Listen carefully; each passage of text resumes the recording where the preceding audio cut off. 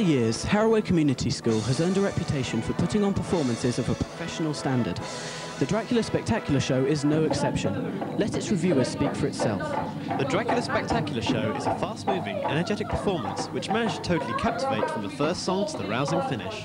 This documentary is about what goes into a performance of this size. We also interviewed some members of the cast and backstage people who were involved in Dracula.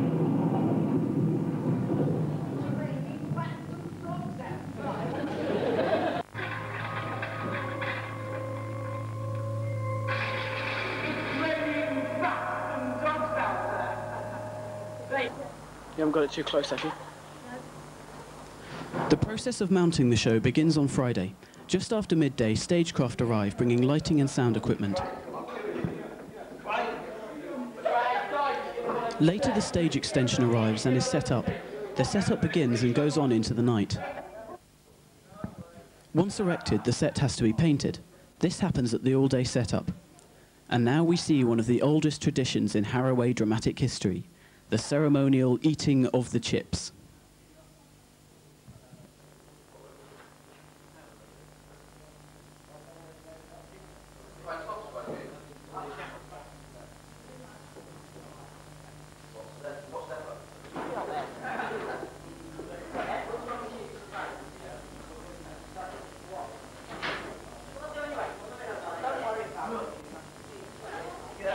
Of course, the setup isn't without its dangers. We all have little accidents sometimes, don't we, Edwin? An important part of any dramatic production is the costume. Harrow gets its costumes from a number of sources, from people's uncles and aunts to professional costume hire companies.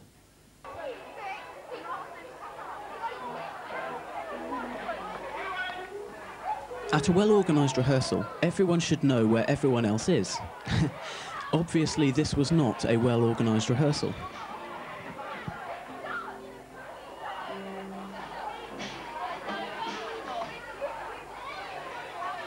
After tonight, more of my creatures will walk abroad, and all shall see and acknowledge my genius. I'll be master of both the living and the dead. Living and the dead. Fuck that bull.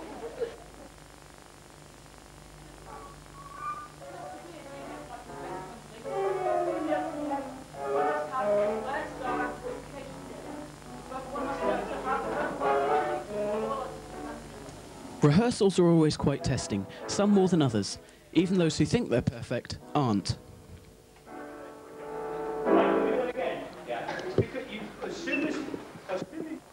Now for an electrician's nightmare, the lights go up. During one performance, 40,000 watts of power are used, and we blind the audience and actors with over 60 lights. The lights make Dracula even more spectacular and add to the very important wow factor.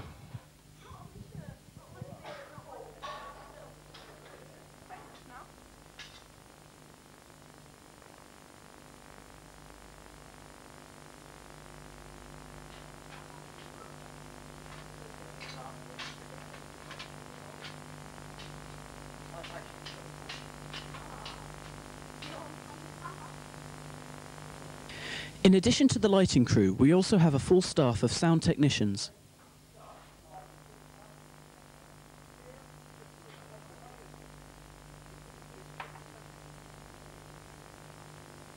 I have with me Catherine, a partner of Luther Henley. Hi. Hi. Catherine, what do you do? I'm on the sound desk. And Luther, what do you do? I see, so you're both on the sound desk. Which one of you is more in charge here? And what does that speciality mean? Well, it means that if Catherine gets into trouble with the sound, then I'm there to help her. It's his fault. It all sounds very impressive, but what do you do? Do you like twiddle buttons or have presets? We make sure that mics are brought up when the person on stage needs a mic. It's ready for them, and there's no messing around. Now, with turning it on and everything. And you can hear it, and it's not too loud, so loud it's feeding back and things. Now you do rehearse, yes? Yeah. But do you do any improvisation just in case something happens?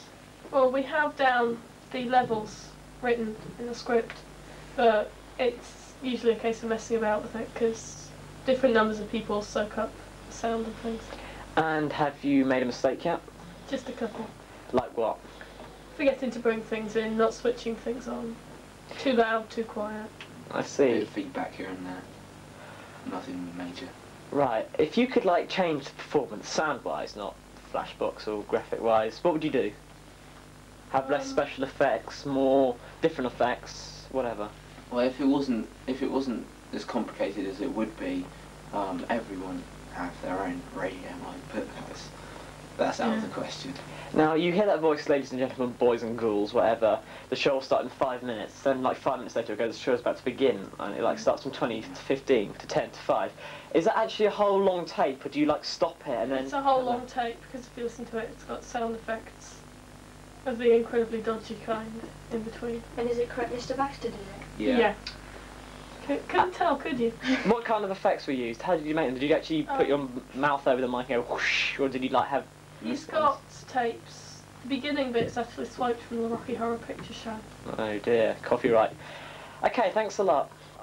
Three conventional ones on this one. Left with markers now. Right. Mr. Baxter makes sure that every little job is done just right. For the trickier jobs, he calls in the professionals. Everyone has their own particular talent, from taking their life in their hands to cutting gel.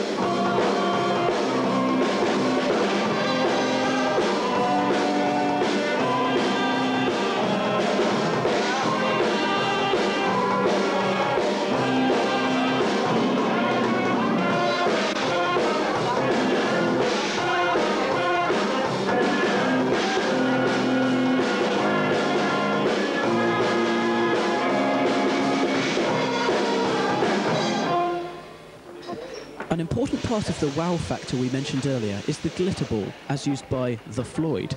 I wonder where Mr. Baxter got that idea.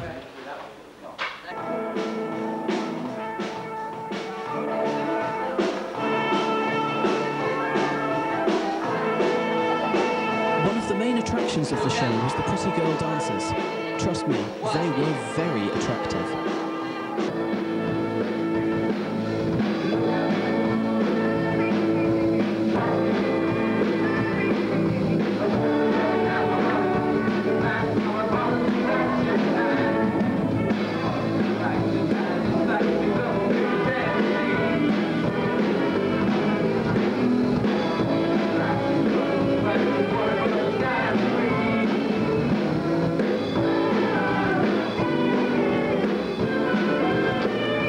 All of the show's dancers were created by Mr. Baxter.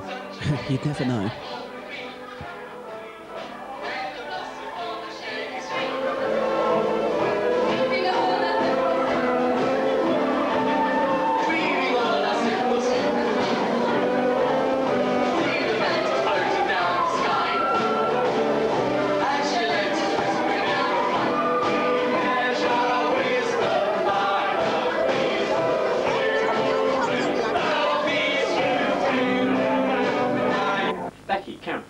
Hi. What did you do in Dracula? Pretty girl dancers, aren't we? We're just dancers, yeah. When did you come on? We've got 3 main dancers. Okay, what difficulties have you had to face in Dracula? Learning the dances, I think, is the most difficult especially part. positive action, man. So difficult, yeah. Yeah. How do you feel about your part in the show? It's quite good fun, but it takes a lot of hard work and it's very tiring. And we're going to get very hot under the lights as well. Yeah, yeah. What's your favourite part of the performance? It's when Nick and Nadia, they run towards each other. Just sort of in slow motion, Yeah. It's really funny. Why do they do that then? It's like really corny. Yeah, it's tacky. Yeah. They're supposed to look like they love each other, sort of thing. Do you reckon anything should have been done differently?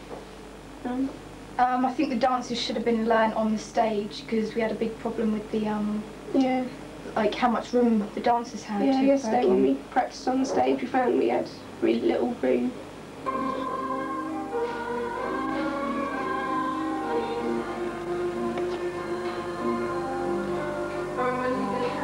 I have with me Ewan Manson and Gareth Healy.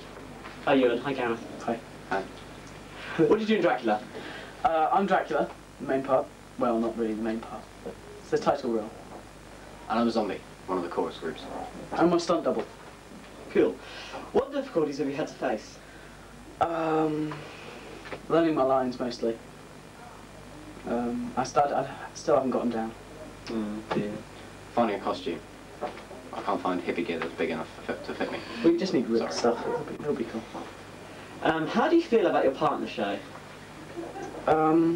It's pretty good. It's a really fun part. It's not too difficult, and I get a lot of laughs.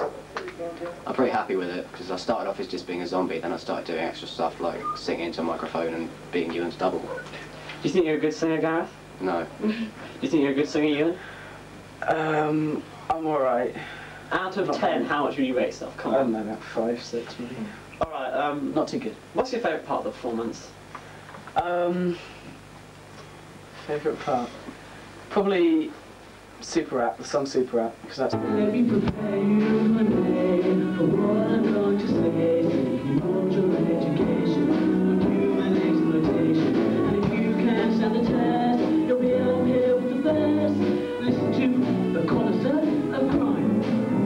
If you want flair, style, sophistication, smart, witty, and conversation in your struggle to the top, you must let the others rot. If you want to be a super rat like me, if you want to be a super rat like me. First night in front of an audience. It is important to point out that Harrow always does their first performance in front of an invited audience. In this case, we invited Mencap along.